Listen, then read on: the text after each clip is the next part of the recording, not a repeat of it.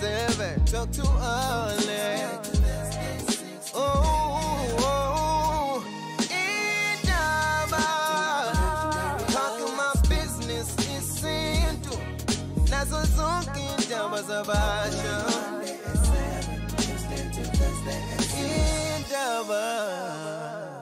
Right, 7 to 8 on Thursday. It's got some Davazo. Sisuke sishanje Sex Indaba on Gagasi FM. Show ithola ke podcast yakhona ngaya ku app Gagasi FM, and we stream it live as well ungaya na ku YouTube to find under Gagasi FM the previous shows.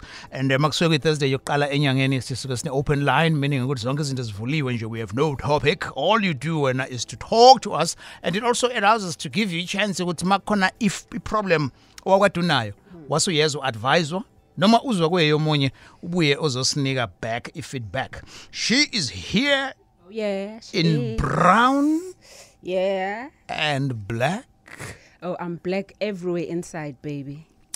But ke ngaphandle ke phela ngi-underline lo inside wakho. Ingaphandle lutho but ngimnyama. Yes, proudly so. Oh, yes. Kumnyama yonke into nje. Yonke into yami imnyama. Ngempela? Even nelokhuzana ne sengisho ke nangendlela ogqoka ngayo izinto zakho. Angakubaba ucathi ngiyaphi wena? Cha ngisafuna ukuzwa ilokhuzana. Oh, okay. Abantu buzuvele umphendulile uthe yonke into imnyama. imnyama. Zami zimnyama. Ngisho lezi ezisekhanda. Oh, kanti iziphi ezinye obungazisho? Couple ziningi izinywele khona nezinza. So zona zimnyama yini? Kusho wena. Zinjani izithandwa zethu namhlanje? We forget we trap. Hey, kunjani doc? I'm good, Alex. It's good. Load shedding is back. And so then we can take advantage of those exactly. 2 hours. Yes. And then tothi mhlambe like behleliwe kwi-family, and then ususigalela isikhathi sakho 6 o'clock or 8. Uvele nje uvele uthi nje kumuntu wakho baby sami sofuna ikhandlela. Yabo umuntu sami sobheka ikhandlela. Kungaphuki umuntu ke. Sure. So we are here. So there's no such information about umdavazo with some sharing indlela bona bacabanga ngayo ukuthi kumele umdavazo wenziwe, because kulolu hlelo uDoc uhlale ngivumela mangithi now we expert when it comes to this. So namhlanje ke sizokhuluma nje about ucansi lumnandi, living a healthy lifestyle. Nanokuthi makuthiwa i-open line ungathothi mhlawumbe unenkinga mhlawumbe yesinye, unenkinga yokujuluka, unenkinga nje yegazi elijile, konke lokho. So we don't confine it to umdavazo. So nanoma yini office ukuthi ke uyibuze. So this is what the show is all about. Doc, sikhuluma futhi nangendaba yama relationships nama emotions as well. Yes. Indaba yokuxolisa sihlale sikhuluma kakhulu on this show. And told him mhlambe ngama issues the loyalty ne trust or mhlambe umuntu bebanjiwe njalo mhlambe masingayiqala on that tip yokuthi ikhona yini indlela ongaba creative ngayo wena obesephutheni ukuze to win the spark and your love back kumuntu wakho. Yeah, look, Tian, you know when you cheat, that is the one thing abantu mebecabanga ukuthi into wrong engenzeka ku relationship bacabanga ukuthi ungichithelile, because and if umuntu ekuchithela Mthiyani ayikho enye into umuntu asuke ikhalela, but either untomzodwa noma ipipi. You know, so we must be clear about that ukuthi the organ yokuchitha is umntomzodwa noma ipipi. So akukho okuchitha kuthiwe nobe besingayi lapha. Cha nokuthi ngichitha ngoba usuke wavumela ukuthi lo munye abamba ucicane wakhe wambamba ngesandla wamkhisa ipipi, okay, nemomozi. Okay. All right. Sure. Now wena muchithile, you need to ngesikhathi angithi ufuna uxolo kumuntu wakho ukuthi akuxolele. Yeah. All right.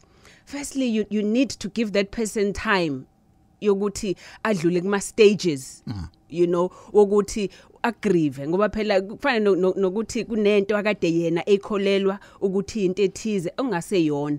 That time Doc ingaba nawo ukuthi 18 months or 3 months. No, iya kumuntu ukuthi uzoba ready nini ngoba kuloma stages ikhona ukuba angry kuloma stages, kukhona le yagcina khona sesiblame yena, khona lese ba depressed khona before eseqala ukuthi uzokwazi ukuthi ayimukele leyonto. But very important, if uchithelile umuntu yazi ukuthi why did you cheat. And I always say ngibuza ama couples ame ngibuza uchitheleni athi angazi kokuganga nje kuba umfana nana phambi Oh yes. Umuntu wakhe. Kumele because umuntu wakhe ufuna ukwazi ukuthi why uchithile because yena usedwebe imovie eningi nezitori eziningi ukuthi lo muntu uchithe mhlambe because of mina because ipipi lami lincane or because ngiyashesha ukuchama so ziningi izinto asuke sezidalile yena ngaye azitshela ukuthi that is why you cheated. Now if wena ungazi ukuthi why you cheated kune problem yokuthi uzophinda uzoyenza leyo nkinga. So you need to first understand kunenkinga that made you cheat and whatever that problem is isikhathini esiningi kukhona ongakwenelisi. Not necessarily sexually but kukhona into when engakwenelisi kulo onaye hence sugcina leyo nto usuyithola komunye umuntu. So yazi wena kuqala so that when you apologize kulo omunye apologize ngento ethi I understand ukuthi ufila kanjani nami ukuba bokuyimina ngingafila kanje ngoba lo munye umuntu uyadinga ukwazi ukuthi uyamzwela. It's not that uthi uyaxolisa ngoba waxolisa ungachazile ukuthi why uxolisa nokuthi why uchithile uzophinda futhi ukwenza. Lelo hlelo is not suitable for ingane. Si open line namhlanje uzobuza noma yini ufisa uyibuza noma ushare. I've already seen doc ku Facebook. Khona umlaleli ufike washo ukuthi unenkinga yokuthi and then cishe abantu abawu6 bemphendula abanye bembuza ukuthi thini diet njalo ngizoya khona. Asiqale ke ku anonymous los Bioscope 0861596596 on Twitter Alex Mthiane, on Facebook Indaba with Alex. Anonymous ngibuka le ndawo le yakho kuthiwa ikuphi? Anonymous? Hello. Yes, sure mfethu ukuphi indawo? NgiseDanhouse esigodini endaweni yaseBhokop. All right, Danhouse. All right, sure Anonymous. Sikulalela? Yebo. Ngisakhuluma nje nodokotela ngicela ungilingelele. Yebo baba. Yes sir. Nginjani? Siyaphila phela nawe. Njani wena? Mina kubuhlungu kwami.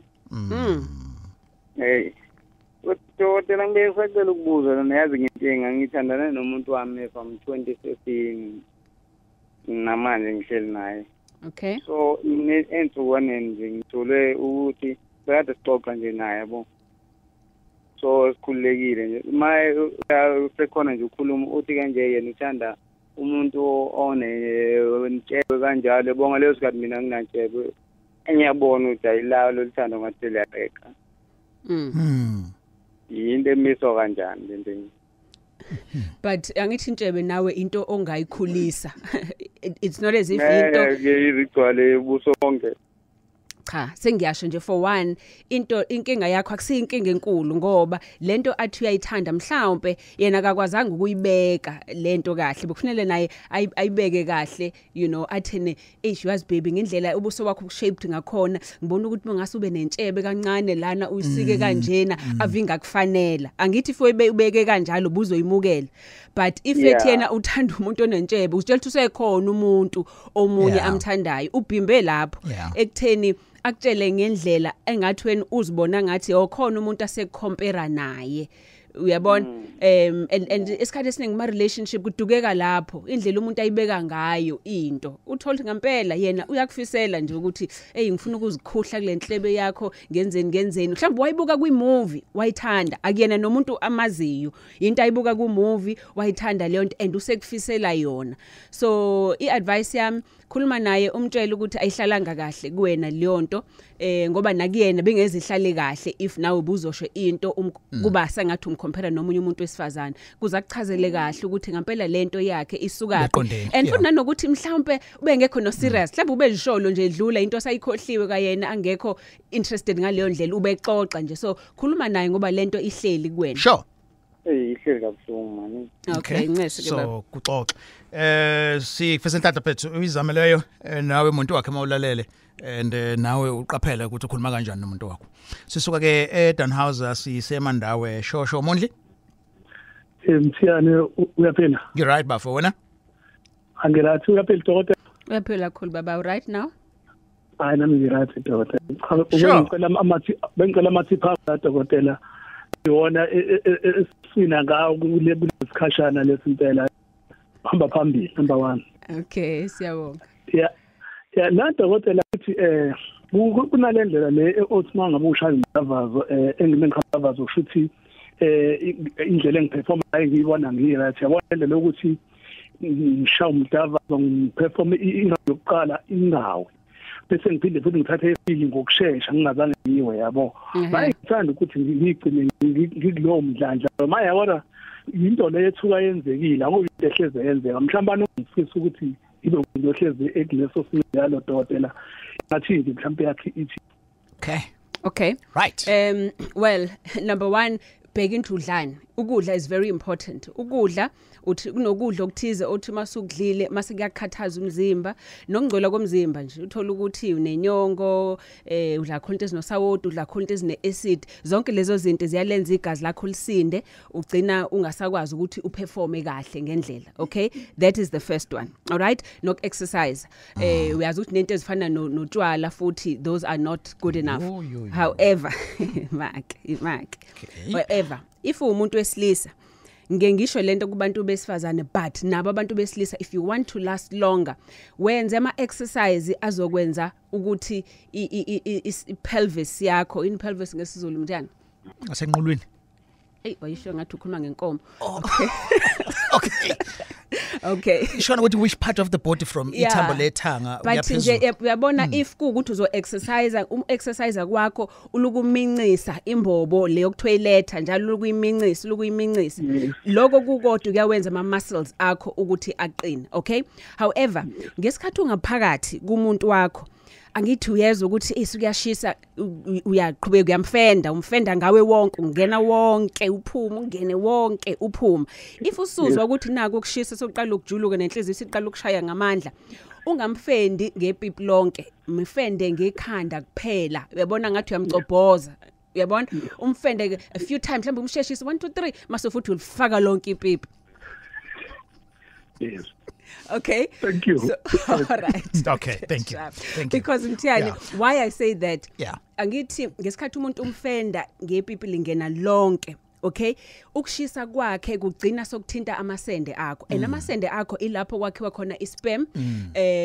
azoqhwa umzimba wakho uzokwenza ukuthi lokushisa kufika emasendeni mase amasende akho isperm kuze uchame but manje if wadedela amasende athi kushaya umoya iyahlehla lento kancane okay but also nomsipho yabo lomsipho lapha yana eduze phakathi kwepipi ikhanda namasende yes lo msipho upress lapho phakathi wenza ngathi khonto ilungisayo kanti uya press lapho mo press i-prostate yakho leyo kanti uyapressa kuleyo ndawo that's another way ezokwenza ukuthi kusheshe futhi umchamo kuyona yonke leyo doc ngichazo yile yokufenda ngokushesha like ukuthi 1 2 then busuyama okay right no thanks Mondli I hope uphendulekile ngiku Facebook now Annalisa uthi I have a low libido I don't enjoy sex at all I have to pretend during the deed just to please my man what could be the problem uthembela ke wamphendula wathi change your diet eat more fruits exercise and drink water and then uthuli wathi are you on depot injection and yabo babamphendula balalela ayayithanda le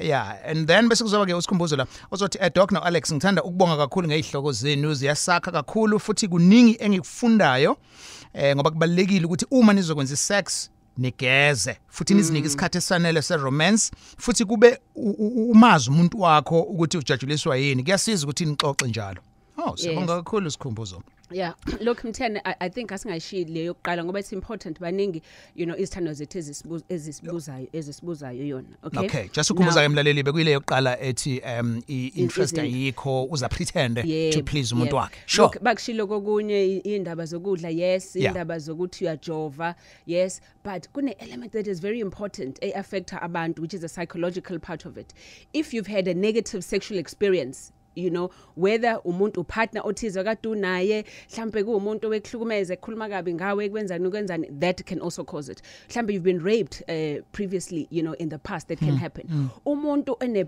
poor body image mhlambe yazinyeza ngomzimba wakhe ethelithu nomkhaba ngeke nginama stretch marks nani yonke le nto iyakwenza ukuthi ungakwazi futhi ungathandi ukuthi uyocansini because i self esteem yakho futhi uma kunjalo it's one of the things that decreases so those are the psychological which are very strong but if kungekho logo yes then qala ukubuza ukuthi ujova ini udla ini but also ne pain uthola ukuthi kubhlungu that's why umuntu engafuni ukuya kuleze ocansini nabantu abadala ke khona abantu abangafuni ukuyocansini because banabantu abadala okay right? So sishaya nangesintu as well.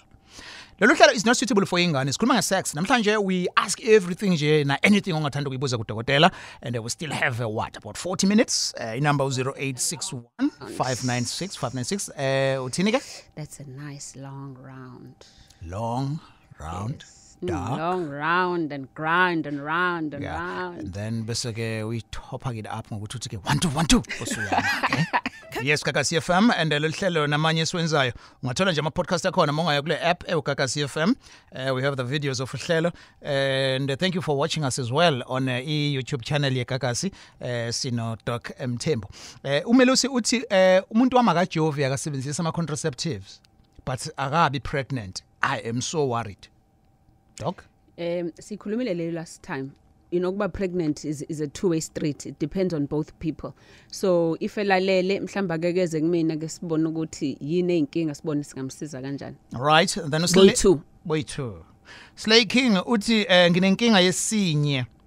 Kuye kuze kufike eqolo umchamo wami unuka ngalendlela eyinkinga uyelo but mangiye clinic bathi anginalutho and lento isize ingqilaza ngisho nakumdavazo. And umuntu wamesifazana usenama complaints nami sengiyayizwa futhi imizwa yami ukuthi ngathi ufuna ukuthi ibaleke.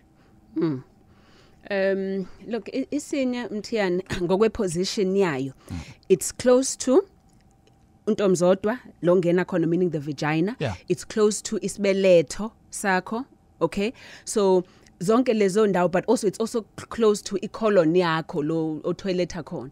So isinye sakho you might feel and find ukuthi kune pain, uzwa ngathi kunokuvuvukala kuyasinda. Problems can be yes kune infection ngaphakathi kuntomzodwa wakho. Indoda le.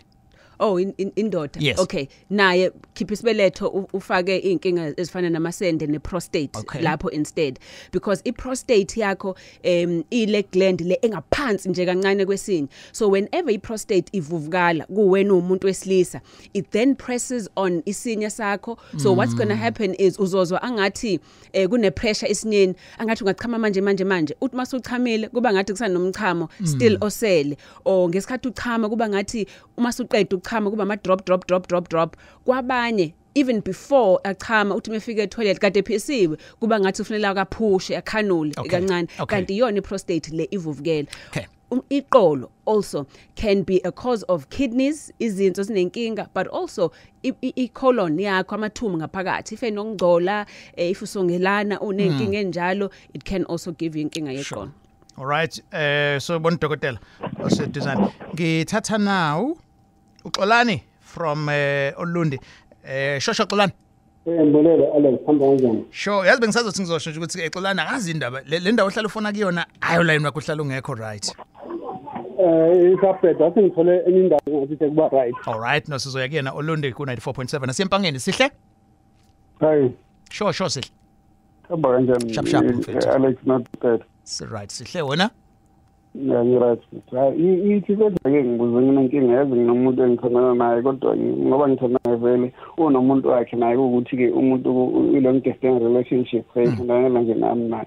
Kodwa inkinga enginayo manginaye Facebook nje indawo ukuthi sihlale ndawonye. Kodwa uma sesindawonye mhlambe le room siyibhukhile uvele ishintsha umuntu wabantu enye into njengafuni ngimthinte ishonele yabo. Nje engafuni ukuthi ngize ngimthinte nje kwesinye isikhathi kuphela lolo suku lolo singenza ngalutho yabo. Nje kwesinye isikhathi makuthiwa mhlawumbe uvumile ke akafuni mhlawumbe senze mhlawumbe ama sex positions active yabo. Ngibuze kudokotela mhlawumbe yiphi indlela nje ngingakhuluma kahle naye ukuthi engiunderstand kahle yabo. Usukhalela nemali yakho sokubhukhe ngayo Okay, doc, kwenzekani? Look kukhona or expect something and then omunye expect okunye.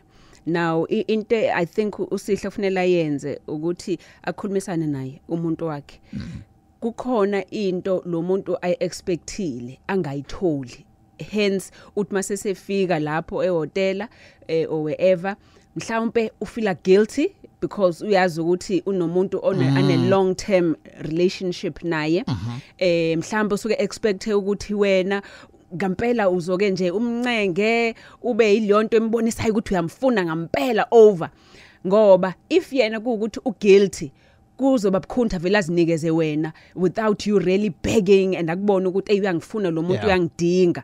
So it could be an element of guilt, but also it could be an element of pain, you know, ukuthi mhlambe khona lokubhlungu khona, but also it could be ukuthi mhlambe indlela omenza ngayo akuyona indlela ngampela uyakuthanda wena, but somewhere somehow indlela omenza ngayo mhlambe yamsheshise usheshe umgibele uyabona into enjalo, but khulumisana naye and ngesikhathi ukhulumisana naye ungamblame, ungasho ukuthi hey wena ngikuse hotela and awufuna ukulala nami, uzobona ngathi awufuna ukuspend isikhathi naye wena ufuna into omzodwa wakhe kuphela, but talk to her, umbuzo ukuthi eyiphi indlela engakugculisa ngayo mhlawumbe ecansini. Uyabona what's your fantasy, yini oyithandayo wena ocansini, ngiyafuna ukuthi ngikufezekise wonke amaphupho akho, you know, ocansini, eyiphi indlela yini engayenza kuwe, that way usezokutshela ke ngendlela alithanda ngayo yena ucansi or ngendlela afuna ukuthi umenze ngayo. Omunye usuke safuna ukuthi nikhulume nje isikhathi eside kanti wena usuyaduba ngoba uthi mofika ukuthi kade ngikhalela and then sudubile. All right, kulungile ezihle, awuyizami leyo. Lena enye ke yokudla umuntu so ixoxa ke lilanga itopic nayo ngokwayo. Safuna ukuzamela out here Solundi uXolani Xoxolani. Ngibulele Alex. Sekungconywana ke out yami. Uyaphila dokotela? Uyaphila baba, uphila na? Ngiyaphila kaze dokotela emsebenzini khona omunye ubaba othi yabona mhla ethiwa uthola ithuba ukuthi ulala nawe uthi hayi ngeke fisi wabuya kwesaba into ezikhulumayo. Okay. Okay. Oh sure. So uthini umbuzo wakho Xolani? So umbuzo wami kubuza lapha dokotela ukuthi wenza njani esimene ukuthi uthandana nomuntu bese uyathola ukuthi umuntu uhlobene na. Okay.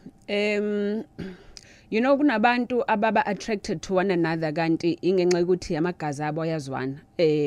You know ngwakamthembu wena uzibizwa umthiyane kanti empeleni ubaba wakho wakamthembu. So uthola ukuthi amagazi ethu ayadonsana iwono ukuhlobana kwethu okusenza sithandane to begin with. Kungasho lokho ukuthi kusho ukuthi fanele siqhubeke thina sithandane. But sithandana lokho ukuthi amagazi enu anonoqhaka umunye amuza ukuthi hey this is a cousin to this, yabona. So it's important ukuthi uma senikutholile lokho really discuss it. Kuya ngokuthi senikuphi stage khona uthola sibe nezingane sibeshadile, there's nothing you can do about that. Kuba nenkomo emhlophe okudinga ukuthi isilwane esimhlophe kufanele senzeke, you know, sokugeza ihlobo. But if kuthi akafiki kude, generally it's a better idea yokuthi ni stop leyo nto kahle ngendlela by communication, because wazi futhi mthiyana ukuthi one of the reasons egcina seyakha nezingane ziba nenkinga if kuukuthi abantu bayihlobo banegazi elilodwa uthola emva kwaloko sokuba sibezala nezingane ezinenkinga also after that. So as nje sometimes it's not really a sexual attraction but it's a relationship yokuthi ngwakini iyona into enenza ukuthi nithandane. Lelo is not suitable for ingane. Sidiscuss nje wonke ama topics ezomdavazo relationships nayo yonke nje into ethinta ke ucansi. So namhlanje sine topic udokotela nje uthatha wonke ama questions nama comments as well. 0861 596 596. So doc namhlanje ulithatha nje lilonke nanga noma yipi position eliqhamuka ngayo, whether liqhamuka spooning way, whether liqhamuka missionary, whether li doggy. Umbuzo lo sakhuluma ngayo angithi. Of course, yes. So qhamuka nje ngayo yonke indlela. Right, okay, asiye ku anonymous kadabeka 0861 596 596. Inkulu indaba mama umuntu eqala ethi Kuseqedile bokumnanda kade kwenza. Inkulu indaba akazi uzoyiqala ngapi. Welcome to Kakasi Anonymous. Ake ngibingelele baba Mthiyane. Hello sis. Njani ngibingelele nodokotela. Yes, philile nathi ma. Nginkulu ngibona nje wangathi inkulu. Anonymous ungathi nenkinga kaXolani le waseLondi, so ngifuna nje uthi ukushintsha kancane sport lesokusona network ibiphuwa. Okay, injani manje? Hayi sengikuzwa kahle manje. Ngithi inkinga inkulu lakho ngiqale ngathi okay. Doc ake ngibuze la kuningana nje but ngizokwenza kube okay. Shuthi sinayo idelo sesithandane more than like 9 years. Kulo 9 years lo ngike ngambamba nje echeat like 4 times. Okay. But into esengiyibona manje sesiya edlenaneni yes nami enhlizweni yami bengasekho muhle kahle, but ngazama ukuyitshela inhliziyo yami ukuthi angixole.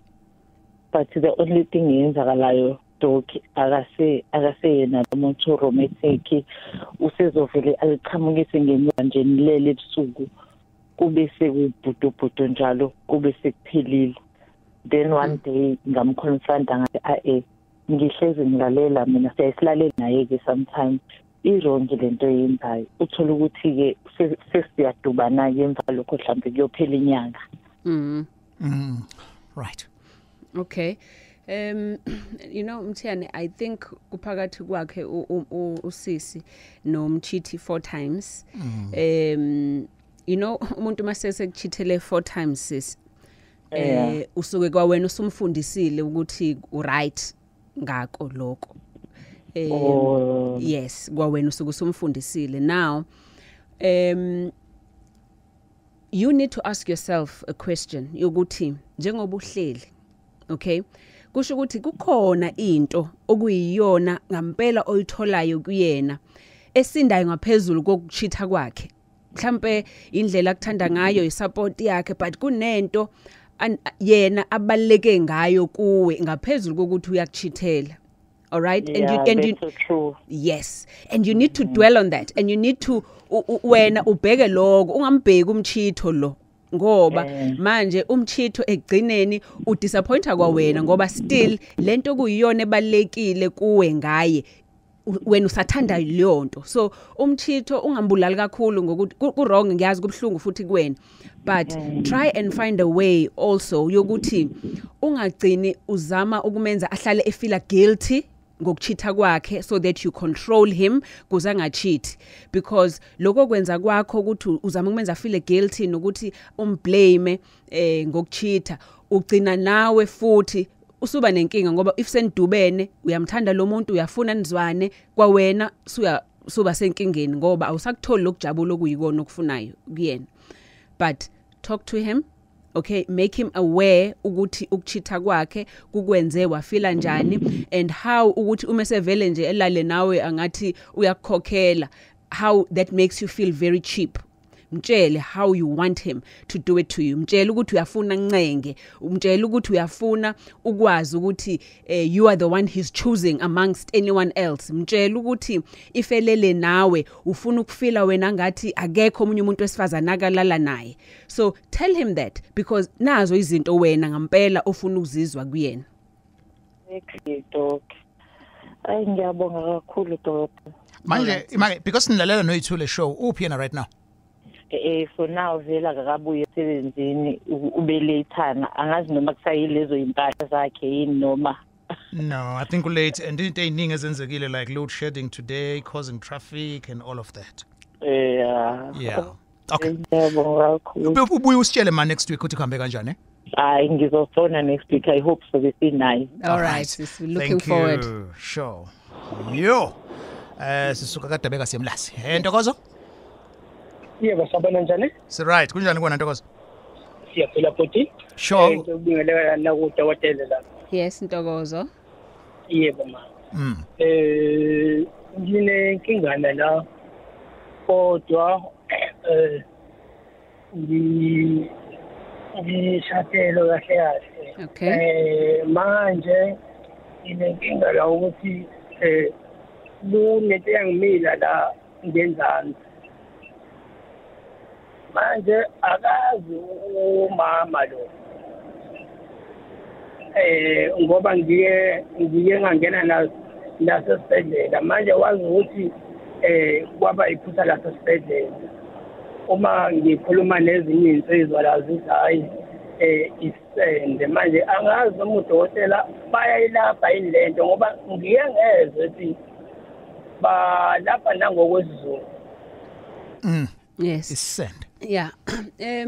Isende Mthiyane basically sokuvuvukala kwesende mhlawumbe elilodwa or wona womabili. Okay, so there could be many things as a cause. Number one, it can be infection. Kune infection ekhona ngaphakathi igcina selivuvukala leyo part noma lelo sende. Generally kodwa leyo iba bhlungu kuba ne pain ehambisana nayo. Sometimes kusuke kwamanzi nje akhona esendeni lele lodwa okuwukuthi if uze kodokotela bakwazi ukuthi bayakhiphe lo manzi lawo and then ikhululeke leyo nkinga yesende. Sometimes komunye kusuke angithi uyazi ukuthi isende kumuntu wesilisa liyakwazi ukukhuphuka libe lizohlala la lokhona in groin ngesizulu lokhona ama glands uyabona sometimes if kwenzeke njalo futhi nesende siyakwazi futhi ukuthi sivuvukale kanti sivuvukaliswe ukuthi lelo sende lilodwa selimuvile kuleyo ndawo la khuphukela ngenhla envelope lokhona envelope. So I don't think ukuthi but kufanele uzinyeze ngaliyo nto into upartner wakho kufanele akusupporte kuyona because one of the things engase yenzeka ukuthi ungathi umulala naye umuchama kube nenhlungu and ngaba bhlungu ukuthi ulale nomuntu kanti kubhlungu kuwena lokho isende futhi akusho ukuthi uhambe waganga nomunye umuntu but kusuke kuyinkinga ekhona ngaphakathi kuwena of which upartner wakho kumele akusupporte kuyona. Ngizwa kahle ngoba la akubuhlungu. Okay. Ngoba ngiye ngaya nawo omunye kodokotela la kuma private kuma straight. Okay. Yes. So what my check was high kunamanzi. Yeah lokho kuthiwa ihydrosil ke lokho makusuke kwamanzi into ekwazi ukuthi ikwazi ukuthi lapheke kalula. Yes. Okay. Yeah. No siyabonga kakhulu mfethu and ngiyabonga ukuthi ube nesibindi sokuthi iraise lento ingakwenza ukuthi uzenyezwe ngempela. Ukwindaba kakasini open line namhlanje ubuza noma inofisa ukuyibuza and ngwalifihla igama 0861 596 596. All right, go Facebook Indaba with Alex. Masiqeda nje uzokwazi ukuthi uyiboneke le show mawufica seyiphakathi monga nje kuyona page Indaba with Alex uzokwazi ukuthi ubone iprogram yethu namhlanje. Just ukukhumbuza lehlelo alukho good and suitable for ingane and ungalithola ke na ku YouTube channel yeGagasi. Nangithobile doc ethi angipreventi angina stress. Okay. But angaze ngichame. Angazi noma kwenziwa ukuthi umdavazo ngawuqala sengimdala yini, please help. Ngiyafisa ukutsatsaza njengazo zonke ingane ezweni. Yeah, generally if kukuthi waqala umdavazo semdala uthola ukuthi uneminyaka mhlambe 30 years wonke umzimba wakhe ungayazi lento yokuchama nobumnandi mhlambe naye akazithinti as masturbate. Umzimba wakho kunento okuthiwa i-disuse atrophy okusho ukuthi isitho esithize wangasebenzisa umzimba uzitshela angisidingi usibulale leso sitho same as umuntu uma kadulele esibhedlela isikhathi eside sokufanele sikufundise ukuhamba njalo so kuyena kufanele azinikeze umzimba wakhe isikhathi sokuthi ukwazi ukuthi ubuyele futhi esimeni. Eze medication khona sizomvusa simfundise. All right, Londeka uthi ngicela ukubuza ukuthi kuyiqiniso yini ukuthi mangabe uphupha ulalwa umuntu wesilisa lokho kuchaza ukuthi kade waligcina ucansi?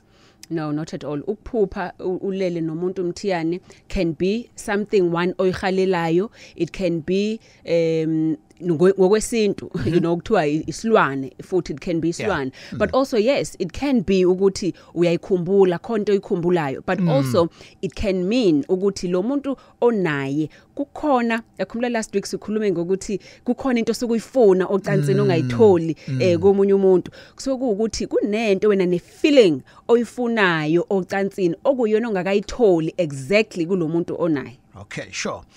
And happiness uthi mina ngicabanga ukuthi as long as nje ni happy ni couple ngisho kungathi umdavazo uyinkinga kodwa uma umthanda ngokweqiniso umuntu wakho uyamelana nalokho as long as you are happy because no one is perfect especially when it comes to sex we all have our mistakes. For sure. Okay, thank you. And then masizoke nqobile la ozothi nginenkinga la kuntombi zodwa uyaluma since I was around 18 years old until now ngiba ne discharge nama trace egazi benginganaki until ngaba pregnant abantwana bashona ku 7 months. Ngicela ukubuza doc ukuthi khona indlela engasizakala ngayo because now I want to try a baby again but ngiyasaba ukuthi history might repeat itself. Yeah, it can be very traumatic vele if we were loser ingane but I don't think ukuthi it's got anything to do with ukuluma kukantombi zodwa. However, if umuntu aba pregnant generally kuba nama test esiwenzayo egazi ukubona certain infections kakhulukazi into ekuthiwa no syphilis baku-check igazi okuthiwa i-RPR because sifuna ukucheck ukuthi azikho lezi zifo ezithize zocansi esizaziyo ukuthi ziyakwazi ukuthi zi-affect ingane.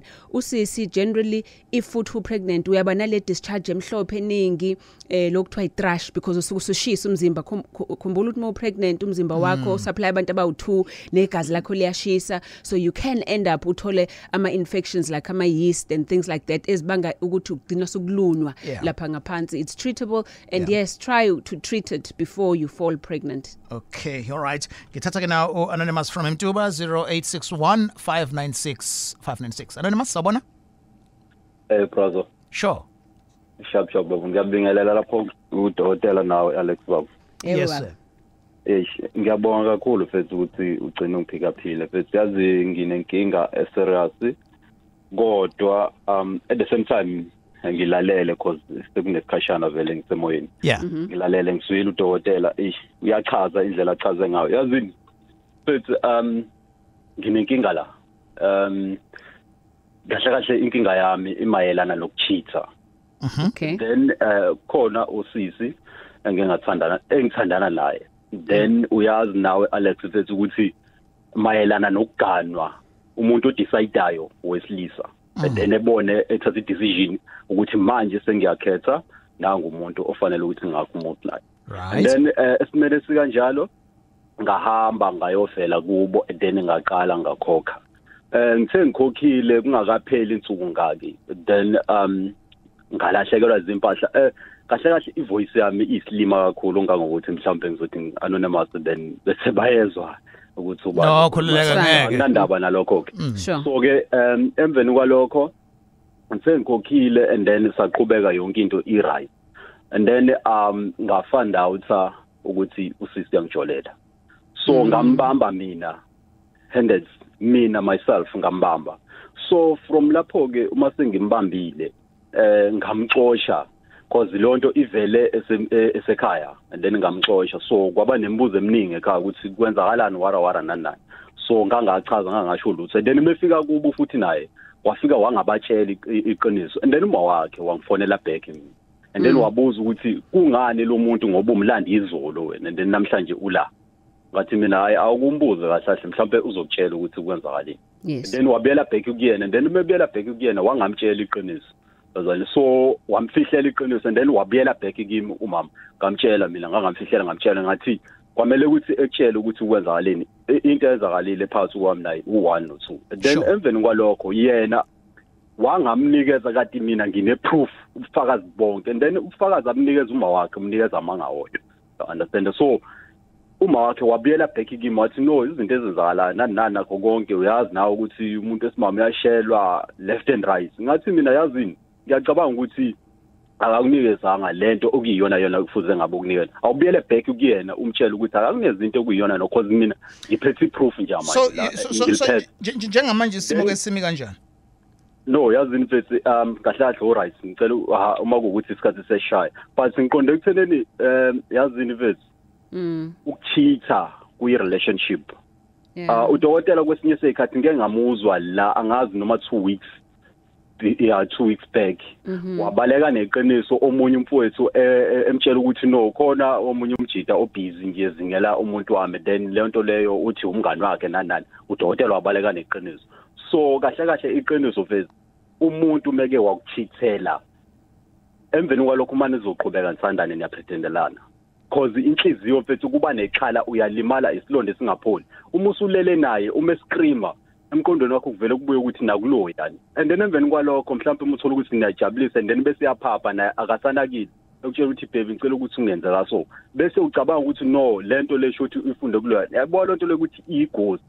So ngiyayithanda lesho because advisor cishe sifice sesiphakathi earlier on there was a caller and then udokotela wayiphendula washo leyo nto ukuthi semqondweni wazi washo nokuthi kumele ube honest wena ochithile ukuthi ubuchithelana. Yeah lapho ke mfethu so ngicela ukuthi unginikeze 1 minute and then umethi udokotela kwamele ube honest yabona udokotela mfethu afuqamba amanga uphiwe nje straight lento ayiyona isegazini into ayifilayo because nalosisi uphuma manje uvele wamphendula ukuthi no kahle wena vele showcase yabo uphiwe lonto le so ngicela ukuthi uneze 1 minute mfethu emveni ukuthi mina lo 1 minute usu 30 seconds njalo okay all right it's fine kulungile mfethu akunankinga uma sengikhokhile mfethu I fight for back ukuthi ngibele ekweni mfethu ngiyofuna izinto zami then emveni kwalokho bona baba nomsindo ukuthi nohamba okhuluma nomuntu wabheka ke manje impi phakathi kwami nasekhweni nalo muntu lo cause mina sebayidlile ilona inkomo zami.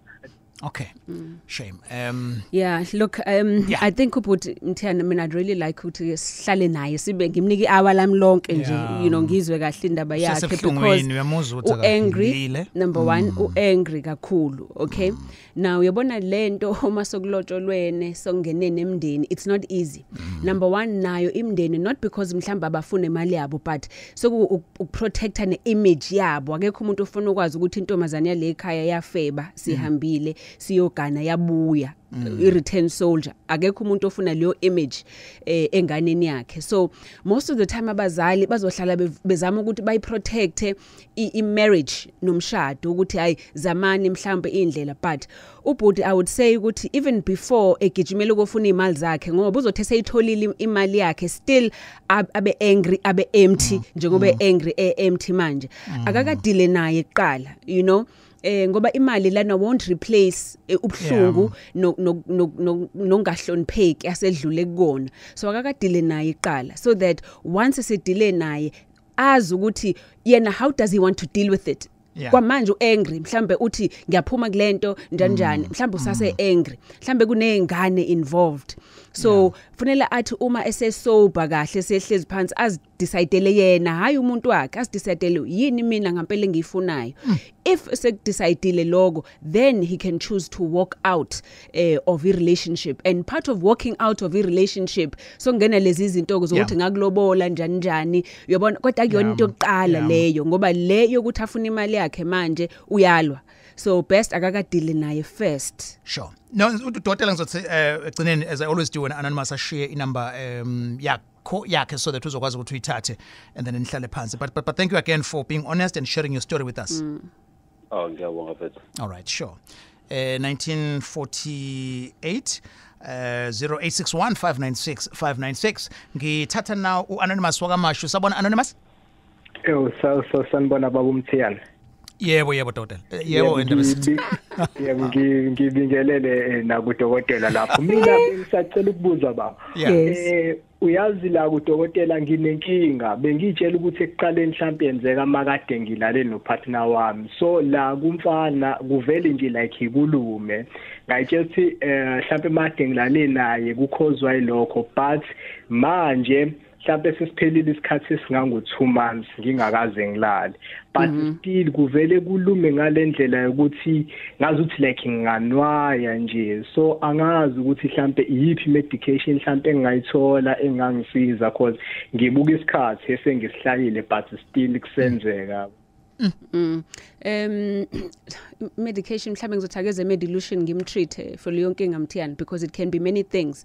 It can even be ukuthi i-acid levels engaphakathi kuyena kuyenzeka ukuthi if kuukuthi kwawena une acid eningi ngaphakathi kwena uma songena kulomunye umuntu ngalena ube nento ngathi ukutshabuka you know that can also cause that kind of irritation kakhulukazi uma kadulele nomuntu uzwa ngathi ikhanda lapha yana kancane ukuya ngathi kuyanwaya sometimes it's a skin allergy you know ngaba ne-allergy thizeni esikhumbeni sakho then songaba ama-infections amanye ocansi amanye akona ocansi mhlawumbe udla kakhulu into ezinoshukela njalo so just I think put is lapha medilution khona ngizoklina wena nepipi lakho.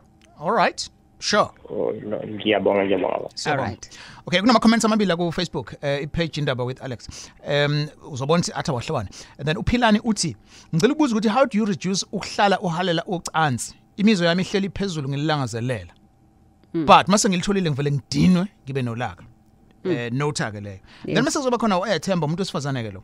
Ozothi nginenkinga umuntu wami akasakhipha ama spam lawe engiwajwayele lawa shubile lawa wakhipha kudala. And then okwesibili ngifike ngimkhumbule ngimhalele uma engekho mayisekhona imizwa ivela ingasebenzi. Asiqale ke ngaleyo kuqala ke doc. Okay. Ubhuti kunento uyalilangazela ucansi kakhulu kodwa mase silitholile so liyamcika. Okay? Now that can be a sign of kunento afudinga ukuyicontroller sexually. And generally if kuukuthi umuntu who's had any past traumas empilweni yakhe, sex can make you quite powerful when you're having sex. You feel dominant and you can feel powerful and on top of the world. But uthi masuyenzile mhlambe suyaqala suyaregreta ukuthi eshim lo osenza lento njalo njalo. So most of the time, especially if umuntu oluthanda kakhulu ucansi, akukho right lokho. There's always a reason ekwenza ukuthi ube njalo. But if sizohambisana nokuthi uzinyeze wena after, there's a problem there that you need to deal with that happened either in your childhood or in your past relationship. Okay? Right. Then bese kuzoba ke le yesibili ke ukuthi ngifike ama spam boyfriend awasashubile njengaqala. Yes. Look, spam depend what usikhiphe nini.